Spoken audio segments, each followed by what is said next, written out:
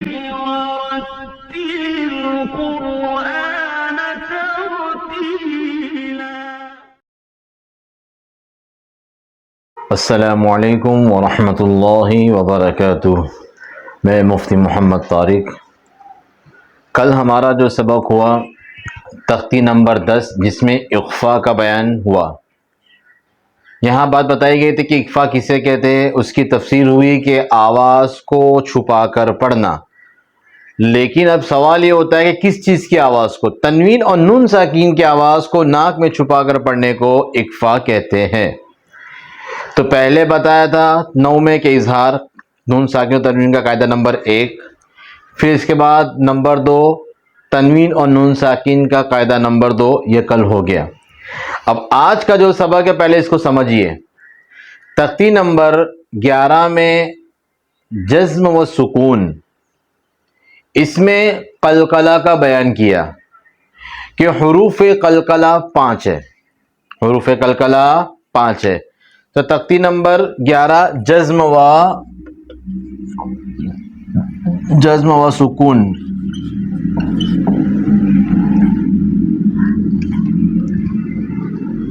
جزم و سکون حروف قلقلہ 5 ہیں. قوف، قوف، تو، با، جیم، دال. یہ حروف قلقلہ ہے جن کا مجموعہ قطب جدن، قطب جدن، یعنی حروف قلقلہ 5 ہے. قوف، تو، با، جیم، دال. پہلی چیز، اب قلقلہ ہوتا کب ہے؟ اب یہ سمجھیے کہ قلقلہ ہوتا ہے جب ان 5 حروف میں سے کسی حرف پر جزم آئے. یہ جزم آ جائے تو اس کے پڑھتے وقت مخرج ٹکر کھا کر الگ ہو جاتے ہیں. اس کو تو کہتے ہیں قلقلہ. اب قلقلہ ہوتا کب ہے؟ جب ان 5 حروف میں سے کسی حرف پر کیا ہے؟ جزم آئے تو اس کے پڑھتے وقت مخرج ٹکر کھا کر الگ ہو جائیں گے. اب سوال یہ ہے کہ اب مسئلہ کیا ہے؟ ٹکر کھا کر الگ ہو جانا، مخارج ٹکر کیسے کھا رہے؟ آپ دیکھیے، میں نے پہلے بتایا کہ ان 5 حروف میں سے کسی حرف پر جزم آیا. جزم آیا حمزہ، با، زبر، اب. دیکھیں آواز ٹکرا رہی. اب، اب، اب، اب، اب، ب ایسا آواز نہیں آنا چاہیے. باقی بس زبر ایسا نہیں لگنا چاہیے. آواز صرف ٹکرائے گی. اب، اب، اب، جب، جب، جب. آئی بات سمجھ میں؟ تو پہلی مثال با کی، اب، اب، اب، جب، جب، جب، یعنی یہ با کی مثال ہوتی ہے. پھر جیم کے اوپر آئے گا با، جیم، زبر، بج، بج، بج. دیکھیں آواز ٹکرا رہی. بج، بج، بج. پھر دال کے اوپر سین، سین، دال، زبر، صد، صد، سد. آگے بات سمجھ میں؟ پھر تو، قط، قط، قط، جق، جق، جق. یہ ساری مثالیں آپ کو میں نے بتا دیا قلقلے کے متعلق کہ ان 5 حروف میں سے اگر کسی حرف پر جزم آئے تو اس کے پڑھتے وقت مخرج ٹکر کھا کر الگ ہو جاتے ہیں. اور یہاں پہ میں نے یہ بتایا قطب الجدین جن کا مجموعہ، یعنی جو میں نے 5 حروف بتایا تھا نا، قوف، تو، با، جیم، دال. اب آپ کو کسی نے پوچھا کہ حروف قلقلہ کتنے ہیں تو آپ نے کہا 5. کون کون سے؟ تو آپ بولو قطب الجدین.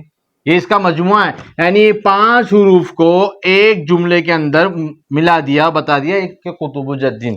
قوف، تو، با، جیم، دال. قوف، تو، با، جیم، دال. یہاں آپ الگ الگ بیان کریں قوف، تو، با، جیم، دال، اور یہاں پہ مثالیں بیان کر دو قطب الجدین. تو یہ ہو گیا حروف قلقلہ 5 ہے، قوف، تو، با، جیم، دال، جن کے پڑھتے وقت مخرج کیا ہے؟ ٹکر کھا کر الگ ہو جاتے ہیں. اس کو کہتے ہیں قلقلہ. ہاں، اب اس کے علاوہ اگر کسی لفظ کے اوپر جزم آئے تو وہاں قلقلہ نہیں ہوگا. مثال کے طور پہ باسین، زبر، بس. بس، بس غلط. بس، بس، بس.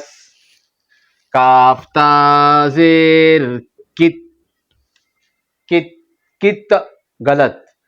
ہاں اگر تو رہے گا یہاں پر تا کی جگہ تو آپ بولیے قط قط قط، یہاں کلکلا ہے تو آئے گا تب. لیکن جہاں پر اگر تا آ گیا اب یہاں پر کلکلا نہیں ہے کیونکہ حروف کلکلا میں تو ہے، یہ تا حروف کلکلا میں نہیں ہے. آگے بات سمجھ میں. جیم لام پیش جل، غین لام پیش غل غل غل جل غلط، واو ہا زبر واہ، حمزہ ہا زیر ای، نون صاد زبر نص، را حمزہ زبر را. آگے بات سمجھ میں. تو اس کے علاوہ اگر کسی حرف کے اوپر جزم آتا ہے تو وہاں پر کلکلا نہیں ہوگا. اب نیچے مثالیں دی ہیں آپ کو سمجھنا ہے. جیسے پہلی مثال دیا لقد خلقنا، لقد لقد خلقنا اطعمنا. دیکھیں یہاں پر الفاظ تکرار ہے. اطعمنا نقعا بروج. اب یہاں پر مجھے آپ کو ایک چیز بتانا ہے، وہ یہ ہے کہ بروج یہاں پر کلکلا تو ہوا بروج، لیکن جب ہم کسی کو ہجے کرنے کے لیے بولتے ہیں تو وہاں پر ہجے نہیں ہوتا ہے. کنفیوز کیا ہو جاتی ہے کہ یہاں پر رو واو جیم پیش روج، مسئلہ یہ ہے یہاں پر. ٹھیک ہے. اب یہاں پر آپ اس کو ہجے کیسے، با پیش بو، رو واو پیش رو. اب یہاں پر کنفیوز ہو گئے، اب کروں تو کیا کروں؟ ظاہر سی بات ہے نا، اب یہاں پر بھی جزم ہے یہاں پر بھی جزم ہے.